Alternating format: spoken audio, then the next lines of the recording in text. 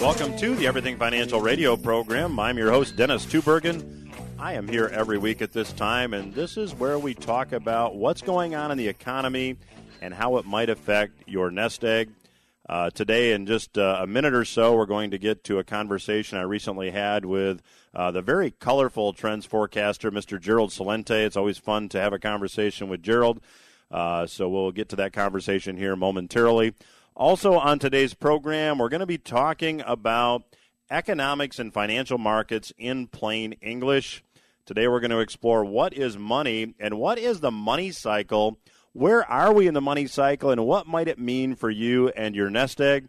I think you'll find the discussion to be important to managing your nest egg. We talk about the money cycle in detail at our new retirement rules class.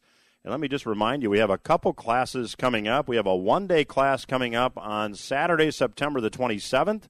That class will begin at 9 and will conclude at 2:30 p.m. The cost for the class is $49. That's for you and a guest, and includes lunch. You'll need to do about an hour's worth of reading before the class if you decide to attend the one-day class. We also have a 3-night class beginning on October the 7th, continuing on the 14th and the 21st. Cost for that class for you and a guest is also just $49. You can get information on both classes or register while capacity remains by visiting our website, newretirementrules.com. The website, again, is newretirementrules.com, and that's the one-day class on September the 27th and a 3-night class beginning on October the 7th, continuing on the 14th and the 21st. Newretirementrules.com is the website. I am pleased to have back on the Everything Financial Radio program one of my favorite guests, Mr. Gerald Celente. Gerald is publisher of the TrendsJournal. And, Gerald, welcome back to the program. Oh, thanks for having me, Dennis. Gerald, let me start. In your latest TrendsJournal, you have a headline and subheadline, "Don't blame Obamacare, blame I don't care." Explain to the listeners what you mean by that. Well, we could have, and we do actually, one of the most expensive healthcare systems in the world. And you could even have it more expensive when it's not going to make any difference, for example, if the people don't care about themselves. I mean, we're looking at obesity rates that are off the charts and just keep growing. You know, I'm old enough to remember when there was no such thing as people going down the aisle of supermarkets in electric carts because they're too obese to walk. I mean, that's a new phenomenon, and now it's become the norm. And when you're looking at young kids with type 2 diabetes, you know, this didn't happen before. It wasn't part of our culture. Now it's becoming accepted. And again, you're looking at obesity rates of people overweight, and then you keep taking it, and you look at every level of I don't care. Get on an airplane. It's a flying circus. You know, one time you used to get on, people used to kind of get dressed up, and now they'll come with their bare feet. They're eating, you know, out of a pizza box. You look at people walking down the street. They have these big, you know, 16-ounce things that they're gulping away at or eating as they're walking. Go into a fine restaurant. You don't have to be finely dressed, and you could hear the conversation going on from tables, you know, 4 tables away. You know, people really, there's a whole breakdown of culture in so many different ways. And as we see it, you know, people have lost a lot of their dignity and their self-respect.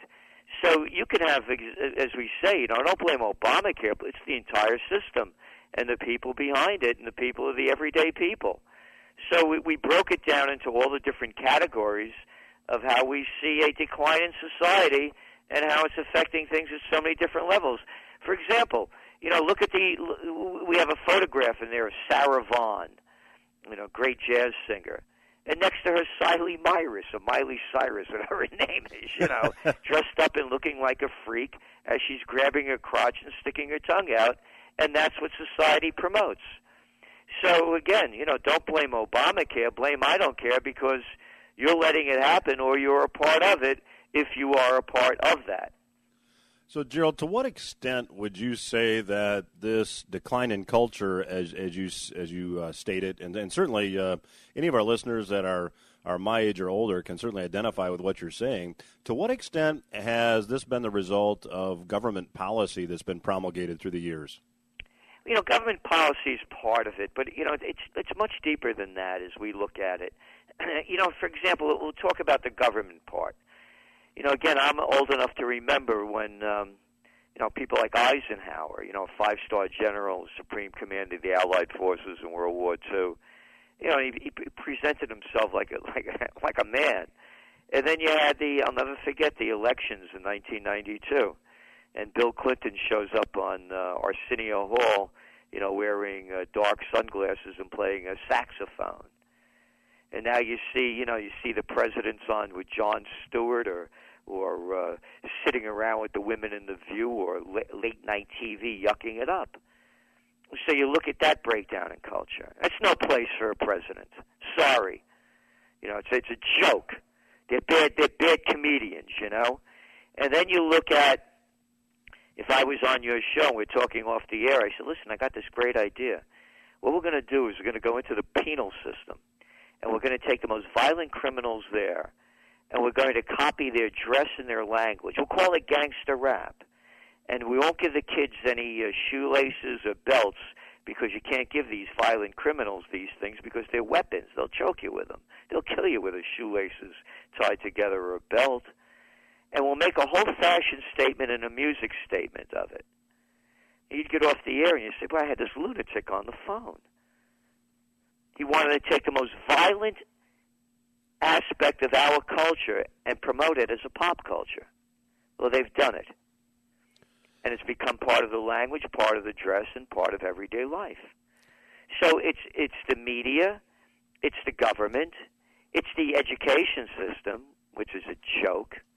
And so it comes from many different levels. There's a study just came out on obesity and how young children, it's becoming part of their DNA. Well, it's not like a 1-year-old kid or whatever, learns to eat on their own. This is what the parents are feeding them. Go into a supermarket, you see aisles of soft drinks. How about sugary crap? And all processed foods. So you can see where society's going, and that's for a major part of it. And by the way, there is a gap between educational level and health levels, but the gap is very minor. And if so it's not only a lack of education, it's a lack of I don't care. So, Gerald, let me go back to Obamacare, and let's talk in the time we have left in this segment about the economic impact of Obamacare. In your view, what has already been the economic impact, if any, of the Affordable Care Act, and what do you think the impact will be moving ahead? It's going to cost all of us more. This is fascism, by the way. It's not Obamacare and it's not socialized medicine. We are being forced to buy health care from private groups. It's called the merger of state and corporate powers. And if you don't believe it on that one, how about too big to fail? Stealing our dough to give it to banks because they're better than we are. And all they're going to do is keep jacking up costs and giving us less services. And then being forced to buy it, what you're looking at, and of course they want young people to buy because your health care needs are less as you're younger, that takes money out of the consumer economy and other aspects of the economy. So you're going to start seeing it build more and more, and bills go up more and more as we are charged more for less services, and everybody is being forced to buy them. Gerald, we have about a minute left in this segment, which would be just about enough time for you to let the listeners know how they could learn more about your work. TrendsJournal.com, TrendsJournal.com. It's a 50-page magazine, full color, no ads. And we have a monthly Trends Monthly that keeps you up to date and ahead of the news and on top of the trends in between. Plus, we do a nightly, weekday Trends in the News broadcast, the real news, not the stuff that's being peddled out by the prostitutes. And you can sign up by going to TrendsJournal.com. TrendsJournal.com. I can guarantee you it's the only magazine where you're going to read history before it happens. All right, I'd encourage the listeners to check that out. I would also encourage you to stay tuned because I will continue my conversation with Mr. Gerald Celente when Everything Financial Radio returns. Stay with us.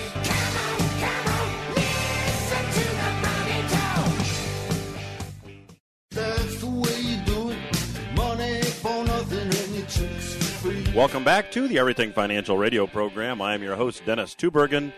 I will continue my conversation with trends forecaster, the very colorful Gerald Celente, in the next segment. Always a pleasure to have Mr. Celente on the program. You know, in this segment, I want to share with you a little bit of feedback that I have been getting about the Everything Financial Radio program. I appreciate those of you that have taken time to give us some feedback. I hear things like, I really appreciate your perspective. I appreciate the way that you look at things realistically. You're not looking at things through rose-colored glasses. And I also get some feedback that maybe we're a little bit too technical sometimes about some of the topics that we talk about. And I've had some listeners say, you know, I don't understand what you're saying and how it applies to me all the time. So I want to work to change that. I want to give you a new segment each week that we're going to talk about economics and financial markets in plain English.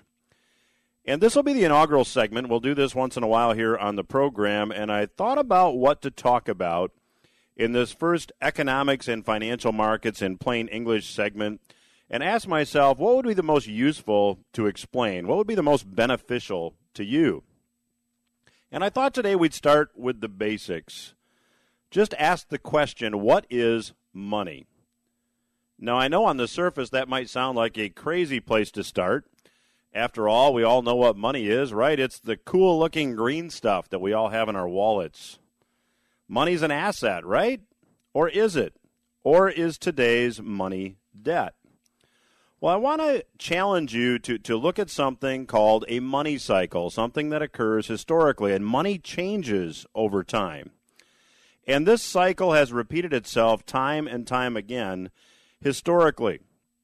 You know, originally money was something tangible. You can go back and take a look at tea leaves compressed into bricks that were used in commerce in the Far East. Early settlers in the United States used beaver pelts as money, and precious metals, of course, have been used for centuries.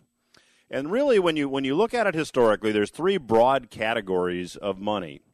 There's hard money, which is typically gold or silver.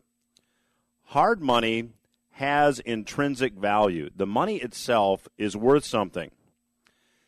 The second kind of money, the second broad category of money, would be paper money linked to gold or silver. Some of you may remember the silver certificates that were actually used in commerce in the United States and actually printed from 1878 through 1965. And if you had a silver certificate that had a $5 value on it, you could actually go redeem that for $5 worth of silver. So the paper money is redeemable for the hard money at a fixed value. And then you get paper money that has no link to gold or silver, like today's money, or you have the link loosened. And once this link is loosened enough, and you see that there are some adverse or bad economic consequences as a result, the cycle kind of goes full circle, and the money reverts to something that's a hard money system again. And you can see this cycle repeating itself time and time again throughout history. In fact, if you go back to the 1600s, gold was being used as money, and there was a business that developed in Europe. The business was that of being a goldsmith. The goldsmith would store your gold for a fee and give you a receipt for the stored gold. If you can imagine the commercial that the goldsmith might have run back in the 1600s, it might have gone something like this: "Don't carry around this gold, it's heavy. It's not as convenient to use. Let me store your gold for you in my vault. I will give you a paper receipt that you can use to come back and claim your gold at any point. And these paper receipts are going to be a lot more convenient to carry around. And because you can take the receipt and claim the gold at any time, what could be a better money system?" Well, that's kind of how all this got started. But then, as time goes on, you see that this paper money with a link to hard money is actually transformed into something that is known as a fiat currency.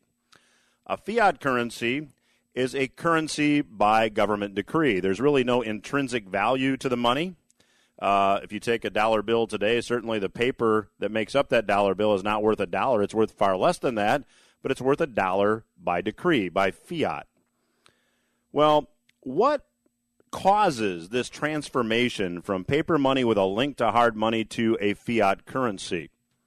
Well, predictable human behavior is the short answer.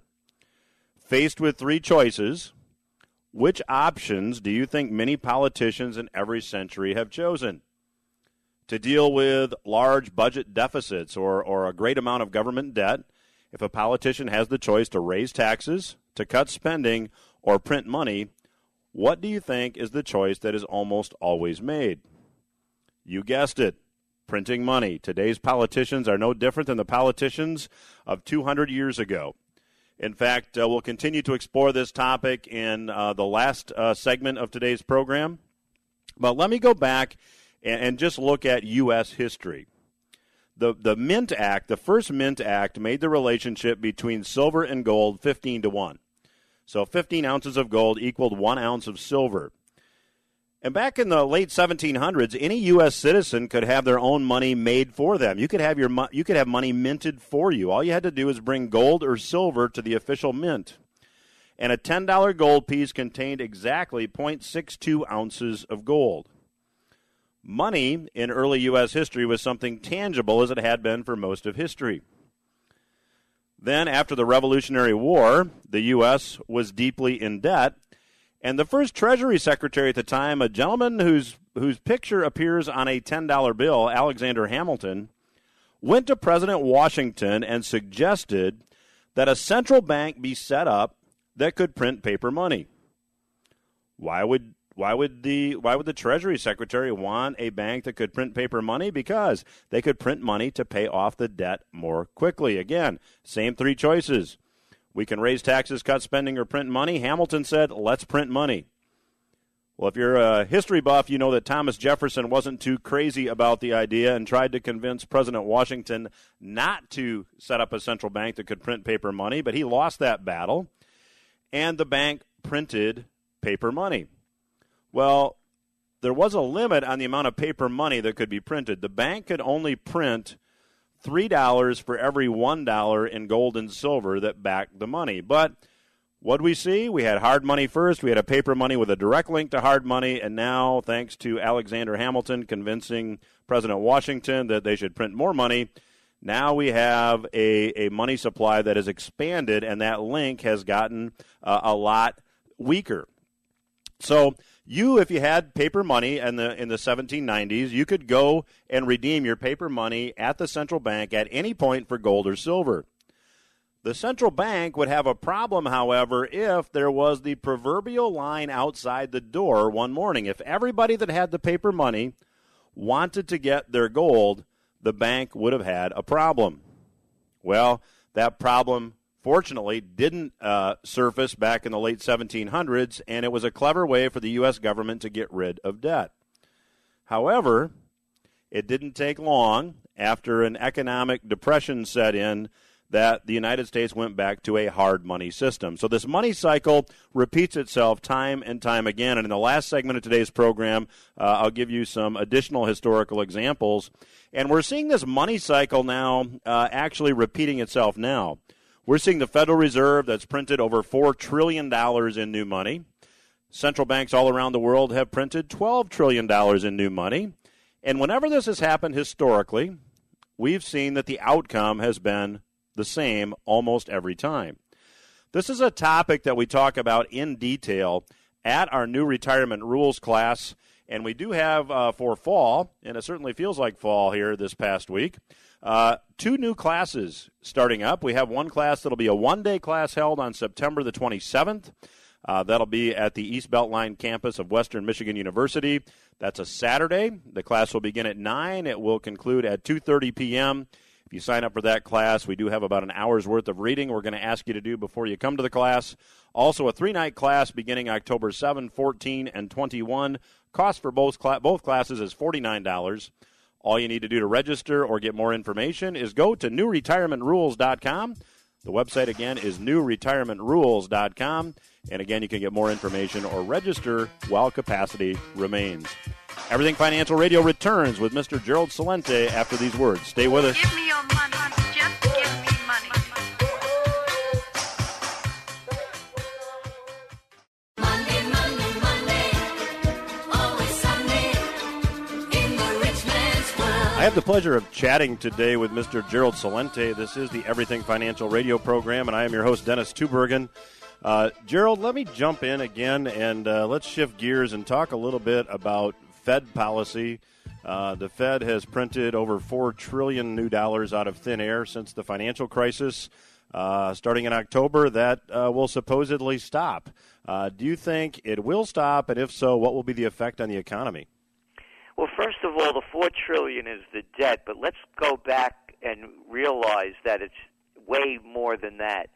At a one-time reporting that was pushed through when Ron Paul was congressman, the Federal Reserve pumped in some $17 trillion into the global economy to prop it up. I mean, money went to the Bank of Japan, all over the world.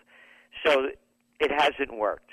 The only thing that it's done is boosted the equity markets, the hedge funds, the private venture capitalists, the private equity funds, et cetera, because they're borrowing money very cheaply. Are they going to raise interest rates? I believe at some point they're going to have to. They'll have to. This is unprecedented in world history where we've had such low interest rates. This has been an interest rate recovery, period, paragraph. When interest rates go up, the economy goes down.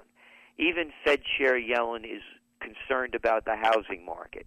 It has not been that robust, even though interest rates are down near zero, and you're looking, at a 30-year interest rate. It's in the fours, 4.3 or something, and it's still not boosting the housing market. Mostly, it's going up only at the top. You're looking at young people. 40% of new home sales went to younger people. Now that number's down to 26 because they have lousy jobs and they're saddled with a lot of them with college debt.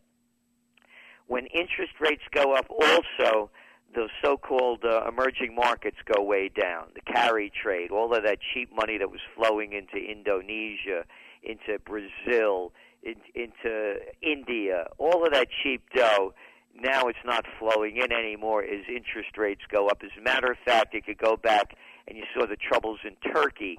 Erdogan, the prime minister, blamed it on the interest rate lobby for the fear of raising interest rates and stopping the hot money from going in. So very simply, again, when interest rates go up, the economy goes down. Will the Fed do it? I believe they're going to have to do it. They'll do it incrementally, and I believe that as interest rates go up, panic is going to hit the streets, and they'll come up with a new scheme to throw more cheap dough into the system, but they won't call it quantitative easing. They'll make up another phony name for it. Gerald, historically speaking, when we look at historical trends, fiat currencies always fail, and we tend to go back to some type of a sound money system. It's happened for 2,500 years. So as a trends researcher and trend forecaster, where do you think the United States dollar and maybe other fiat currencies around the world might be in that cycle? Well, they're all in trouble, and that's why the dollar keeps staying high. I mean, as we're speaking now, the ECB, the European Central Bank, just lowered their interest rates again, and it's not going to do anything. They have negative interest rates, and in aspects of trading, and it's not going to boost the economy. But so you see the euro becoming weaker, and you have a dollar that shouldn't be strong at all, but it's only becoming stronger because the euro is becoming weaker. And then you look at China. I don't know how to say, quantitative easing in Chinese. But, I mean, my God, since the beginning of the new millennium, 14 years ago, they went from carrying $1 trillion worth of debt. Now they're up to $25 trillion. They have 70 million luxury apartments that are vacant. So this is a global crisis. And that's why I'm still a believer in gold. And for me, gold is in the gold for the golden years. And just for the record, I began buying gold in $187.50 an ounce back in the late 70s. And when you price it out and average it out, yeah, it goes up and down the price. But over the long haul, that's the one for me. And I believe that to save the fiat currencies, they're going to come up with a new reserve currency of which gold will be a part of it, and maybe they'll have yuan in there, and dollars, and euros, and who knows what else, reals. But I believe they're going to come up with a new basket of currencies to save the day, and gold, and even possibly silver may be part of that basket. So, Gerald, what is your take on the stock markets? I know that you had a bit of an interesting headline that made you, I believe, somewhat bearish on where stock markets might be headed in the near future. Yeah, again, when the interest rates go up, the market goes down. I mean, this market is being fueled by zero interest rates, and the hedge. Look at the merger and acquisition activity in the first half of this year. It's back to 2007 levels because of all the cheap dough. That's the only thing that's keeping this going. The hedge funds, the private equity groups, and the venture capitalists. So, yeah, I'm very bearish on the market long term because of when interest rates go up again, this thing is going to slow down. Look at the stocks. Look what's becoming hot stocks, and it tells you where America is going. Family Dollar stores. I mean, how could that be? This is America, and now we're shopping for a buck. And then you go into the poorer areas, it's now down to 99 cents. So no, there's no strength in this economy. It's a very skewed economy, and the numbers speak for themselves. The gap between the rich and the poor is the highest of any of the industrialized nations, and we're looking at levels that go back to the days of the robber barons 100 years ago. That's where the wealth gap is. So for the wealthy, the stock market's going to do fine, but when interest rates go up, the whole thing goes down as I see it. So, Gerald, often when you see economies slow, historically speaking, you see geopolitical tensions rise. And if you take a look at what's going on in Ukraine and the Middle East, certainly seems that is a trend that's once again holding true, unfortunately. Can you comment on that relationship and maybe comment on some of the hot spots around the world and how you think this might play out? We've seen this movie before. You had it after the crash of 1929, a depression. You have a depression going on around the world. What do you think is going on in Greece and Spain and Italy's back in a recession? They call what's going on in Greece a recession. How about depression? Can anybody call it that? Look at the United States. You look at numbers like from John Williams' Shadow Stats. We're at 22% plus unemployment. And look at all the amount of part-time jobs. So it's playing out again. You go from a crash, the panic of 08, or the crash of 29, currency wars, trade wars, world wars. It's the same thing. When all else fails, they lead you to war. Look at all the war talk. Turn on the television. We got to get ISIS. We got to get into Ukraine. We got to arm this one. We have to arm that one. Look what just happened with Gaza. 2,200 people slaughtered. Hardly made the news. But you know what makes the news? And this shows you how easy it is. Propaganda is a good business to get into. It's cheap to create, and you can make a lot of money off it. Don't behead reporters. When you behead reporters, that's big news all the time, even though there's two of them. But bomb the hell out of people, blow them to pieces, that's okay. Bombing's good, beheading's bad. I'm saying this because over 1 million people have been killed in the Iraq and Afghan wars. I just mentioned the crisis that just happened in Gaza. But look how they focus the people's attention on, we got to stop ISIS. We got to stop ISIS. Nobody heard of this thing before. I'm listening to this clown out there, another politician, one after another. They keep shooting their mouths off. They're all ISIS experts. This new senator from Massachusetts, Warren, I'm watching her go on and on about, we have to join with other forces. We have to create new strategies. We have to. Go back, show me one success, show me one military success that we've had since World War II, and they're all shooting their mouths off again. They're all leading us to war, and they're all spreading fear and hysteria throughout society. You want to get your mind off economic problems? How about a nice war? You think I'm kidding? Go back to the dot-com bust of 2000. Ancient history, isn't it? Yeah, we were in a recession when George Bush was elected. His popularity rating was down to almost 50% the day before 9/11. 3 weeks later, it was up to 90%. Alan Greenspan started lowering interest rates to 46-year lows, and everybody got their mind off the bad times as they pumped cheap dough into the system and kept the country in control with the war on terror. Get ready for round 2. So, Gerald, let me ask your opinion on how the midterm elections are going to play out. Certainly there seems to be a lot of discontent among the electorate. On the other hand, there seems to be a lot of discontent with Congress in general, but not with your specific congressman, according to some studies I've seen. So do you have any predictions on how the midterms might play out? Yeah, you're voting for the Bloods of the Crips. I mean, that's all it is. They're both murderers and thieves. I don't say that sarcastically. They kill millions of people in the name of freedom and democracy, and they steal our dough in the names of too big to fails or anything else they can make up. No, it's going to be more of the same with a different face on it. It won't make any difference to improving society.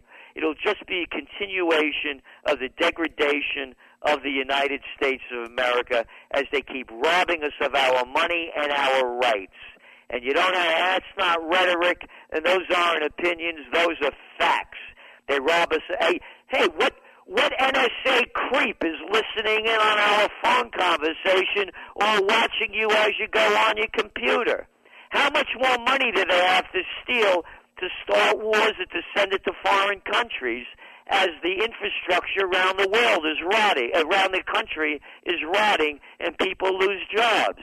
So the midterm elections are just another midterm shift, getting ready for the next one in 2016.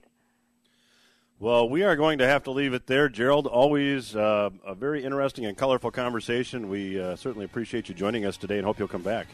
Well, thank you very much. And don't forget, TrendsResearch.com.